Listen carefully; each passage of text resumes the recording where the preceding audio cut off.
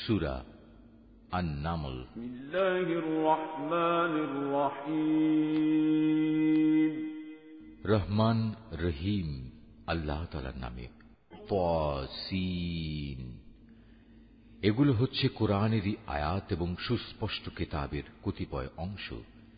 ঈমানদারদের জন্য এটা হচ্ছে হেদায়েত ও সুসংবাদবাহী গ্রন্থ।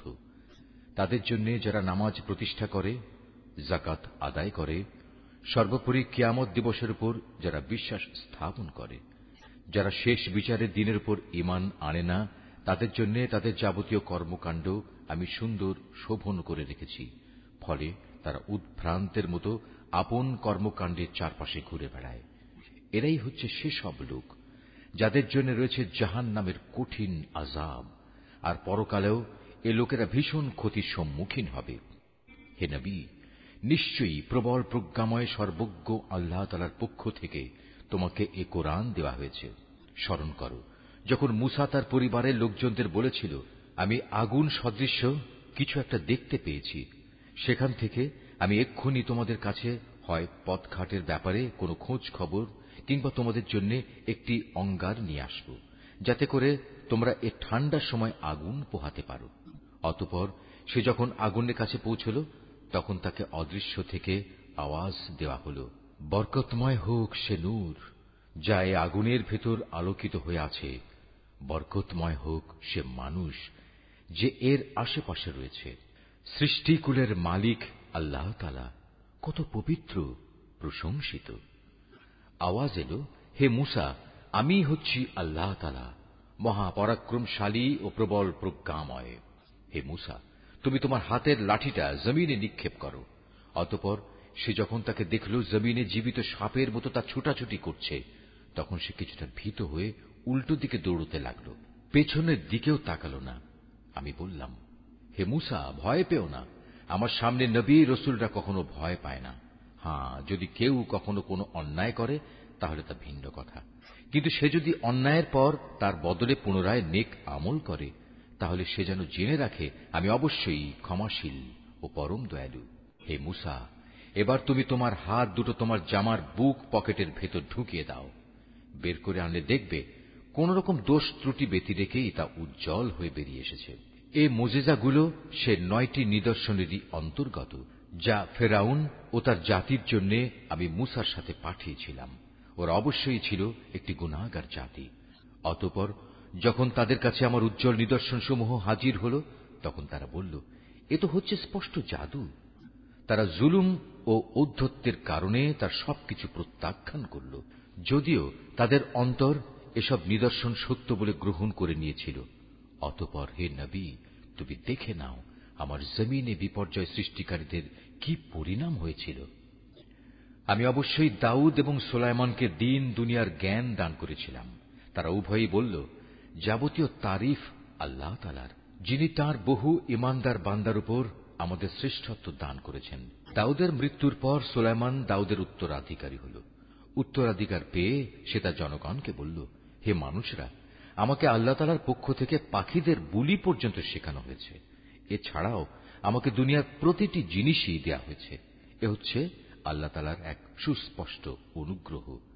সুলাইমানের সেবার জন্য মানুষ, জিন ও পাখিদের মধ্যে থেকে এক বিশাল বাহিনী সমবেত করা হয়েছিল। এরা আবার বিভিন্ন বুহে সুবিন্যস্ত ছিল। সুলাইমান একবার অভিযানে বের হল। তারা যখন পিপিলিকা অধ্যুষিত উপত্যকায় পৌঁছল, তখন একটি স্ত্রী পিপিলিকা তার স্বজনদের বলল, হে পিপিলিকার দল, তোমরা দ্রুত নিজ নিজ গর্তে ঢুকে পড়ো। দেখো, এমন যেন না হয় সুলাইমান ও তার বাহিনী নিজেদের সম্পূর্ণ অজান্তে তোমাদের পায়ের নিচে পিষে ফেলবে। কথা শুনে সুলাইমান একটু মৃদু হাসি হাসল এবং বলল, হে আমার মালিক, তুমি আমাকে তৌফিক দাও যাতে করে এই পিপিলিকাটির ব্যাপারেও আমি অমনোযোগী না হই, এবং আমাকে ও আমার পিতা মাতাকে তুমি যেসব নিয়ামত দান করেছ, আমি যেন বিনয়ের সাথে তার কৃতজ্ঞতা আদায় করতে পারি। আমি যেন এমন সব নেক কাজ করতে পারি যা তুমি পছন্দ করো। অতঃপর তুমি তোমার অনুগ্রহ দিয়ে আমাকে তোমার নেককার মানুষদের অন্তর্ভুক্ত করে নাও। একবার সে তার পাখি বাহিনী পর্যবেক্ষণ করতে শুরু করল এবং এক পর্যায়ে বলল, কি ব্যাপার, হুদহুদ নামক পাখিটা দেখছি না যে, সে কি আজ সত্যি অনুপস্থিত? হয় সে এই অনুপস্থিতির কোনো পরিষ্কার কারণ নিয়ে আমার কাছে হাজির হবে, না হয় তাকে আমি অবহেলার জন্য কঠিন শাস্তি দেব, অথবা বিদ্রোহ প্রমাণিত হলে তাকে আমি হত্যাই করে ফেলব। এই খোঁজাখুঁজির পর বেশিক্ষণ সময় অতিবাহিত হয়নি। সেই পাখিটি ছুটে এসে বলল, হে বাদশাহ, আমি এমন এক খবর জেনেছি যা তুমি এখনো অবগত হওনি। আমি তোমার কাছে সাবা জাতির একটি নিশ্চিত খবর নিয়ে এসেছি। আমার অনুপস্থিতির এ হচ্ছে কারণ। আমি সেখানে এক রমণীকে দেখেছি, তাদের উপর সে রাজত্ব করছে। দেখে মনে হল তাকে দুনিয়ার সব কয়টি জিনিসই বুঝিয়ে দেওয়া হয়েছে। তদুপরি তার কাছে আছে বিরাট এক সিংহাসন। আমি তাকে এবং তার জাতিকে দেখলাম, তারা আল্লাহ তাআলাকে বাদ দিয়ে সূর্যকে সেজদা করছে। মূলত শয়তান তাদের এসব পার্থিব কর্মকাণ্ড তাদের জন্য শোভন করে রেখেছে এবং সে তাদের সৎ পথ থেকেও নিবৃত্ত করেছে। ফলে ওরা হেদায়েত লাভ করতে পারছে না। শয়তান তাদের বাধা দিয়েছে যেন তারা আল্লাহ তাআলাকে সাজদা করতে না পারে, যিনি আসমান সমূহ ও জমিনের উদ্ভিদ সহ সব গোপন জিনিস বের করে আনেন। তিনি জানেন তোমরা যা কিছু গোপন করো এবং যা কিছু প্রকাশ করো। আল্লাহ তাআলা ব্যতীত কোনো মাবুদ নেই। তিনিই হচ্ছেন মহান আরশের অধিপতি। এটা শুনে সে বলল, হ্যাঁ, আমি এক্ষুনি দেখছি। তুমি কি সত্য কথা বলছো, না তুমি মিথ্যাবাদীদের একজন? তুমি আমার এই চিঠি নিয়ে যাও, এটা তাদের উপর অর্পণ করো। তারপর তাদের কাছ থেকে কিছুক্ষণের জন্য সরে থেকো। অতঃপর তুমি দেখো তারা কি উত্তর দেয়। সুলাইমানের চিঠি পেয়ে সাবা জাতির মহিলা সম্রাজ্ঞী পরিষদদের দিকে বলল, হে আমার পারিষদরা, আমার কাছে একটি গুরুত্বপূর্ণ চিঠি পাঠানো হয়েছে। তা এসেছে সুলাইমানের কাছ থেকে এবং তা লেখা হয়েছে রহমান রহিম আল্লাহ তাআলার নামে। চিঠির বক্তব্য হচ্ছে, তোমরা আমার অবাধ্যতা করো না এবং আনুগত্য স্বীকার করে তোমরা আমার কাছে হাজির হও। চিঠি পড়ে সে রানী বলল, হে আমার পারিষদরা, আমার এই বিষয়ে তোমরা আমাকে একটা অভিমত দাও। আমি তো কোনো ব্যাপারেই চূড়ান্ত কোনো আদেশ দেই না যতক্ষণ না তোমরা সে সিদ্ধান্তের পক্ষে সাক্ষ্য প্রদান না করো। তারা বলল, এ কথা ঠিক, আমরা অনেক শক্তিশালী ও কঠোর যোদ্ধা, কিন্তু তারপরেও সুলাইমানের সাথে বিদ্রোহের ঝুঁকি নেওয়ার ব্যাপারে সিদ্ধান্ত গ্রহণের চূড়ান্ত ক্ষমতা তো তোমারই হাতে। অতএব চিন্তা করে দেখো, এ পরিস্থিতিতে তুমি আমাদের কি আদেশ দেবে? সে রানী বলল, রাজা বাদশারা যখন কোন জনপদে বিজয়ীর বেশে প্রবেশ করে তখন তা তছনছ করে দেয়, সেখানকার মর্যাদাবান ব্যক্তিদের অপদস্থ করে ছাড়ে, আর তোমরা দেখবে এরাও ঠিক তাই করবে। আমি বরং সরাসরি হাঁ কিংবা না কোনটাই না বলে তার কাছে কিছু তোহফা পাঠিয়ে দেখি দূতেরা কি জবাব নিয়ে আসে। সে দূত হাদিয়া নিয়ে যখন সুলাইমানের কাছে এলো তখন সে বলল, তোমরা কি এ ধন সম্পদ পাঠিয়ে তা দিয়ে আমাকে সাহায্য করতে চাও? অথচ আল্লাহ তাআলা যা কিছু আমাকে দিয়েছেন তা তিনি তোমাদের যা দিয়েছেন তার তুলনায় অনেক উৎকৃষ্ট। তোমরা তোমাদের এ উপঢৌকন নিয়ে এতই উৎফুল্ল বোধ করছো? তোমরা বরং এগুলো নিয়ে তাদের কাছে ফিরে যাও যারা তোমাদের পাঠিয়েছে, এবং গিয়ে তাদের বলো, আমি অবশ্যই ওদের মোকাবেলায় এমন এক বাহিনী নিয়ে হাজির হব যার প্রতিরোধ করার শক্তি ওদের নেই, এবং আমি তাদের সে জনপদ থেকে লাঞ্ছিতভাবে বের করে দেব। পরিণামে ওরা সবাই অপমানিত হবে। সে নিজের মন্ত্রণা পরিষদকে বলল, হে আমার পারিষদরা, তারা আমার কাছে আত্মসমর্পণ করতে আসার আগেই তার গোটা সিংহাসন আমার কাছে তুলে নিয়ে আসতে পারে এমন কে এখানে আছে? বিশাল বপু বিশিষ্ট এক জিন দাঁড়িয়ে বলল, তোমরা বর্তমান স্থান থেকে উঠবার আগেই আমি তা তোমার কাছে নিয়ে আসব। এ ব্যাপারে আমি অবশ্যই বিশ্বস্ত ক্ষমতাবান। আরেক জিন, যার কাছে আল্লাহ তাআলার কিতাবের কিছু বিশেষ জ্ঞান ছিল, দাঁড়িয়ে বলল, হে বাদশাহ, তোমার চোখের পলক ফেলার আগেই আমি তা এনে তোমার কাছে নিয়ে আসব। কথা শেষ না হতেই সে যখন দেখল তার সিংহাসন সব কিছু সহ তার সামনেই দাঁড়ানো, তখন সে বলল, এ তো হচ্ছে আসলে আমার মালিকের অনুগ্রহ। এর মাধ্যমে তিনি আমার পরীক্ষা নিতে চান। এর মাধ্যমে তিনি দেখতে চান আমি কি শুকর আদায় করি না নাশকরি করি। মূলত যে ব্যক্তি আল্লাহ তাআলার কৃতজ্ঞতা আদায় করে সে তো করে তার নিজের কল্যাণের জন্যই, আর যে ব্যক্তি তা প্রত্যাখ্যান করে সে যেন জেনে রাখে তোমার মালিক সব ধরনের অভাব থেকে মুক্ত ও একান্ত মহানুভব। সে বলল, তোমরা এবার তার সিংহাসনের আকৃতিটা একটু বদলে দাও, আমরা দেখি সে সত্যিই তার টের পায় কিনা, না সেও তাদের দলে সামিল হয়ে যায় যারা পথের দিশা পায় না। অতঃপর যখন সে রানী এলো তখন তাকে জিজ্ঞেস করা হলো, তোমার সিংহাসন কি দেখতে এমন ধরনের ছিল? সে বলল, হ্যাঁ, মনে হয় এ ধরনেরই ছিল। আসলে এ ঘটনার আগেই আমাদের কাছে সঠিক জ্ঞান এসে গেছে এবং আমরা সে মর্মে আত্মসমর্পণ করেছি। তাকে যে জিনিসটি ঈমান আনতে এ যাবৎ বাধা দিয়ে রেখেছিল তা ছিল আল্লাহ তাআলাকে বাদ দিয়ে অন্যের গোলামি করা। তাই এতদিন পর্যন্ত সে ছিল কাফের সম্প্রদায়ের অন্তর্ভুক্ত। অতঃপর তাকে বলা হল, যাও, এবার প্রাসাদে প্রবেশ করো। সে যখন প্রাসাদের আয়নাসম বারান্দা দেখল, তখন তার মনে হল এ যেন স্বচ্ছ জলাশয়, এবং এটা মনে করেই সে তার উভয় হাঁটু পর্যন্ত কাপড় টেনে তুলে ধরল। তার এ আচরণ দেখে সে সুলাইমান বলল, এটি হচ্ছে স্ফটিক নির্মিত প্রাসাদ। সে মহিলা বলল, হে আমার মালিক, আমি এতদিন আমার নিজের উপর জুলুম করে এসেছি। আজ আমি আনুগত্যের স্বীকৃতি দিয়ে সুলাইমানের সাথে আল্লাহ রাব্বুল আলামিনের উপর ঈমান আনলাম। আমি সামুদ জাতির কাছে তাদের ভাই সালেহকে পাঠিয়েছিলাম। সে বলেছিল, তোমরা এক আল্লাহ তাআলার ইবাদত করো। এ আহ্বানের সাথে সাথে তার জাতির লোকেরা মোমেন ও কাফের এই দুদলে বিভক্ত হয়ে পরস্পর বিতর্কে লিপ্ত হয়ে গেল। সে বলল, এ কি হলো তোমাদের? তোমরা কেন ঈমানের কল্যাণের পরিবর্তে আযাবের অকল্যাণ ত্বরান্বিত করতে চাইছ? কেন তোমরা আল্লাহ তাআলার কাছে ক্ষমা প্রার্থনা করছ না? এতে করে তোমাদের উপর অনুগ্রহ করা হতে পারে। এসব শুনে তারা বলল, তোমাকে এবং তোমার সাথে যারা আছে তাদের সবাইকে আমরা আমাদের দুর্ভাগ্যের কারণ হিসেবেই দেখতে পেয়েছি। একথা শুনে সে বলল, আসলে তোমাদের শুভাশুভ সবই তো আল্লাহ তাআলার এখতিয়ারে। মূলত তোমরা এমন এক দলের লোক যাদের আল্লাহ তাআলার পক্ষ থেকে পরীক্ষা করা হচ্ছে। সে শহরে ছিল নেতা গোছের এমন 9 জন লোক যারা আমার জমিনে বিপর্যয় সৃষ্টি করে বেড়াত। সংশোধনমূলক কোনো কাজই তারা করত না। একদিন তারা একজন আরেকজনকে বলল, চলো আমরা আল্লাহর নামে সবাই কসম করি, আমরা রাতের বেলায় তাকে ও তার ঈমানদার সাথীদের মেরে ফেলব।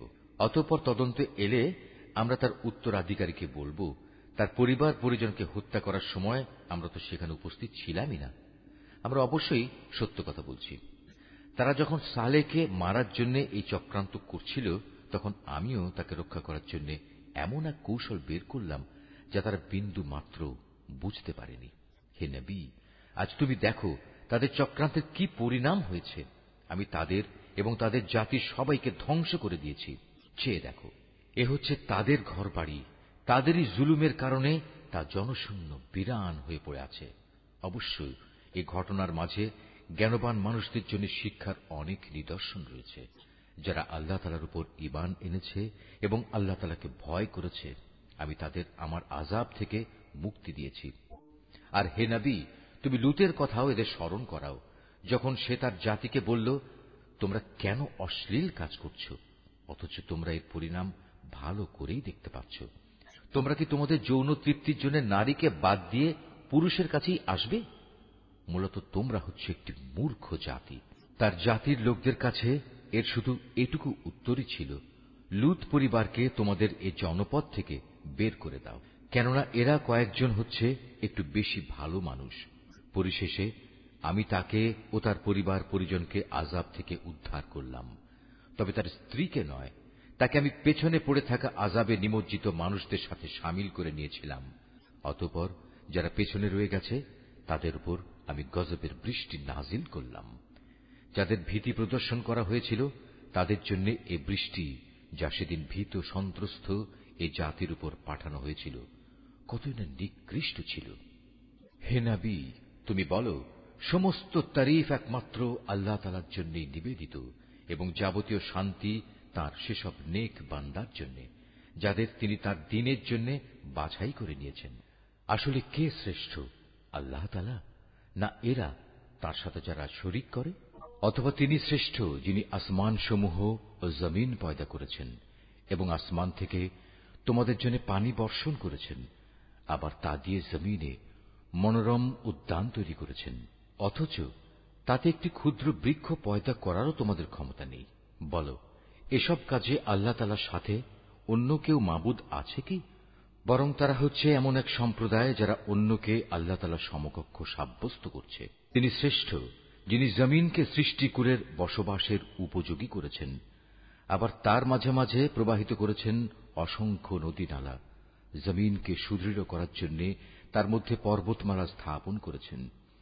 দুই সাগরের মাঝে মিষ্টি ও লোনা পানির সীমারেখা সৃষ্টি করে দিয়েছেন। বলো, এ সব কাজে আল্লাহ তাআলার সাথে আর কোন মাবুদ আছে কি? বরং তাদের অধিকাংশ লোক এ সত্যটুকুও জানে না। অথবা তিনিই শ্রেষ্ঠ, যিনি কোনো বিপদগ্রস্ত ব্যক্তির ডাকে সাড়া দেন। যখন নিরুপায় হয়ে সে তাঁকেই ডাকতে থাকে, তখন তার বিপদ আপদ তিনি দূরীভূত করে দেন, এবং তিনি তোমাদের এ জমিনে তার প্রতিনিধি বানান। এ সব কাজে আল্লাহ তাআলার সাথে আর কোন মাবুদ কি আছে? আসলে তোমরা কমই উপদেশ গ্রহণ করে থাকো। কিংবা তিনি শ্রেষ্ঠ, যিনি তোমাদের জলের স্থলের গহীন অন্ধকারে পথ দেখান, যিনি তাঁর অনুগ্রহ সম বৃষ্টি বর্ষণের আগে তার সুসংবাদ বহন করার জন্য বাতাস প্রেরণ করেন। এসব কাজে আল্লাহর সাথে অন্য কোন মাবুদ কি আছে? আল্লাহ তাআলা অনেক মহান। ওরা যা কিছু তার সাথে শরীক করে তিনি তার চাইতে অনেক ঊর্ধ্বে। অথবা তিনি শ্রেষ্ঠ, যিনি গোটা সৃষ্টিকে প্রথমবার অস্তিত্বে আনায়ন করে মৃত্যুর পর তা আবার সৃষ্টি করবেন। কে তোমাদের আসমান ও জমিন থেকে রিজিক সরবরাহ করছেন? আছে কি কোন মাবুদ আল্লাহর সাথে এসব কাজে? তাদের তুমি বলো, হে নবী, যদি তোমরা তোমাদের দাবিতে সত্যবাদী হও তাহলে তার সপক্ষে কোন প্রমাণ উপস্থাপন করো। হে নবী, তুমি বলো, আল্লাহ তাআলা ছাড়া আসমান সমূহ ও জমিনে যা কিছু আছে এদের কেউই অদৃশ্য জগতের কিছু জানে না। তারা এও জানে না কবে তাদের আবার কবর থেকে ওঠানো হবে। মনে হচ্ছে আখিরাত সম্পর্কে এদের জ্ঞান নিঃশেষ হয়ে গেছে। না, আসলে তা নয়, বরং তারা এ ব্যাপারে সন্দেহে নিমজ্জিত হয়ে আছে। বরং তারা সে সম্পর্কে জেনে বুঝেই অন্ধ হয়ে আছে। যারা আল্লাহ তাআলাকে অস্বীকার করে তারা বলে, আমরা ও আমাদের বাপ দাদারা মৃত্যুর পর যখন মাটি হয়ে যাব তখনও কি আবার আমরা কবর থেকে উত্থিত হব? এমন ধরনের ওয়াদা তো আমাদের সাথে এবং এর আগে আমাদের বাপ দাদাদের সাথেও করা হয়েছিল। আসলে এগুলো ভিত্তিহীন কথা ছাড়ার কিছুই নয়, যা পূর্ববর্তীদের থেকে বর্ণিত হয়ে আসছে। হে নবী, তুমি বলো, তোমরা আল্লাহর জমিনে সফর করো এবং দেখো অপরাধীদের পরিণাম কি ভয়াবহ হয়েছে। তুমি ওদের কোনো কাজের উপর দুঃখ করো না। যা কিছু ষড়যন্ত্র এরা তোমার বিরুদ্ধে করুক না কেন, তাতেও মনক্ষুণ্ণ হও না। তারা বলে, যদি তোমরা সত্যবাদী হও তাহলে বলো, আযাবের ওয়াদা কখন আসবে? হে নবী, তুমি বলো, আযাবের যে বিষয়টি তোমরা ত্বরান্বিত করতে চাচ্ছ তার কিছু অংশ সম্ভবত তোমাদের পেছনে এসে দাঁড়িয়েই আছে। অবশ্যই তোমার মালিক মানুষদের প্রতি অত্যন্ত দয়াবান, কিন্তু অধিকাংশ মানুষই আল্লাহ তাআলার অনুগ্রহের শুকর আদায় করে না। যা কিছু তাদের মন গোপন করে রাখে আর যা কিছু তা বাইরে প্রকাশ করে, তোমার মালিক তা ভালো করেই জানেন। আসমান ও জমিনে এমন কোন গোপন রহস্য নেই যা আমার সুস্পষ্ট গ্রন্থে লিপিবদ্ধ নেই। অবশ্যই এ কোরআন বনী ইসরায়েলদের উপর তাদের এমন অনেক কথা প্রকাশ করে দেয় যার ব্যাপারে তারা একে অপরের সাথে মতভেদ করে থাকে। নিঃসন্দেহে এ কোরআন হচ্ছে ঈমানদারদের জন্য আল্লাহ তাআলার পক্ষ থেকে হেদায়েত ও রহমত। হে নবী, তোমার মালিক নিজ প্রজ্ঞা অনুযায়ী এদের মাঝে মীমাংসা করে দেবেন। তিনি পরাক্রমশালী, তিনি সর্বজ্ঞ। অতএব হে নবী, সর্বাবস্থায় তুমি আল্লাহ তাআলার উপর নির্ভর করো। নিঃসন্দেহে তুমি সুস্পষ্ট সত্যের উপর প্রতিষ্ঠিত রয়েছ। তুমি মৃত লোকদের কখনো কিছু শোনাতে পারবে না, বধিরকেও তোমার আওয়াজ শোনাতে পারবে না, বিশেষ করে যখন তারা তোমাকে দেখে মুখ ফিরিয়ে নেয়। একইভাবে তুমি অন্ধদেরও তাদের গোমরাহি থেকে সঠিক পথের উপর আনতে পারবে না। তুমি তো শুধু তাদেরই তোমার কথা শোনাতে পারবে যারা আমার আয়াতসমূহের উপর ঈমান আনে এবং সে অনুযায়ী আল্লাহ তাআলার কাছে আত্মসমর্পণ করে। শুনে রাখো, যখন আমার প্রতিশ্রুত সময় তাদের উপর এসে পড়বে তখন আমি মাটির ভেতর থেকে তাদের জন্য এক অদ্ভুত জীব বের করে আনব, যা অলৌকিকভাবে তাদের সাথে কথা বলবে, কেননা মানুষরা আমার আয়াতসমূহে বিশ্বাস করত না।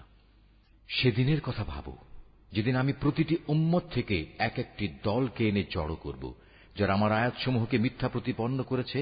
অতঃপর তাদের বিভিন্ন দলে উপদলে ভাগ করে দেয়া হবে।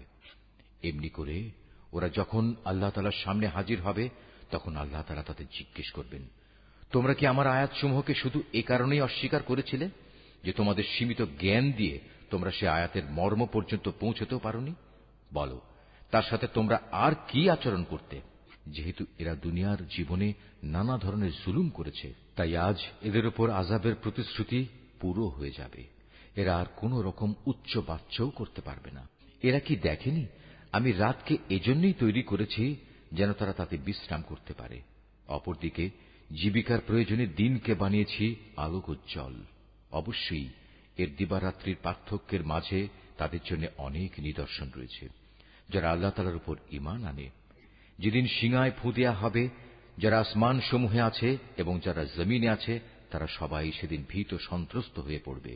তবে তাদের কথা আলাদা, যাদের আল্লাহ তাআলা এ থেকে বাঁচাতে চাইবেন। সবাই সেদিন তার সামনে অবনমিত অবস্থায় হাজির হবে। হে মানুষ, আজ তুমি পাহাড়কে দেখতে পাচ্ছ। তুমি মনে করে নিয়েছ তা অনড় হয়ে দাঁড়িয়ে আছে, কিন্তু কিয়ামতের দিন এ পাহাড়গুলোই মেঘের মতো উড়তে থাকবে। এটা আল্লাহ তাআলার সৃষ্টির শৈল্পিক নিপুণতা, যিনি প্রতিটি জিনিস মজবুত করে বানিয়ে রেখেছেন। তোমরা যা কিছু করছো, অবশ্যই আল্লাহ তাআলা সেসব ব্যাপারে সম্যক অবগত আছেন। সেদিন যে ব্যক্তি কোনো নেক কাজ নিয়ে আমার সামনে হাজির হবে, তাকে উৎকৃষ্ট প্রতিফল দেয়া হবে। এমন ধরনের লোকেরা সেদিনের ভীতিকর অবস্থা থেকেও নিরাপদ থাকবে। অপরদিকে যে ব্যক্তি কোন রকম মন্দ কাজ নিয়ে আসবে, তাদের সেদিন উল্টো করে আগুনে নিক্ষেপ করা হবে। জাহান্নামের প্রহরীরা তাদের বলবে, তোমরা যা কিছু করতে তার বিনিময় হিসেবে এছাড়া আর কি কিছুই তোমাদের দেয়া যাবে? হে নবী, তুমি বলো, আমাকে তো শুধু এইটুকু আদেশ দেয়া হয়েছে যেন আমি এ মক্কা নগরীর আসল মালিকের ইবাদত করি, যিনি একে সম্মানিত করেছেন। মূলত তিনি হচ্ছেন সব কিছুর একমাত্র মালিক। আমাকে এও হুকুম দেয়া হয়েছে যেন আমি তাঁরই আদেশের সামনে আত্মসমর্পণ করি। আমি যেন কোরআন তেলাওয়াত করি। অতঃপর যে ব্যক্তি হেদায়েতের পথ অনুসরণ করবে, সে তো তা করবে তার নিজের মুক্তির জন্যই।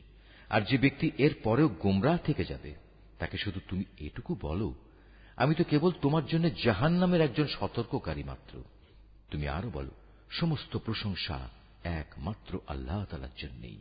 অচিরেই তিনি তোমাদের এমন কিছু নিদর্শন দেখাবেন, যা দেখলে তোমরা তা সহজেই চিনে নেবে। তোমরা যা কিছু আচরণ করছো, আল্লাহ তাআলা সে সম্পর্কে মোটেই বেখবর নন।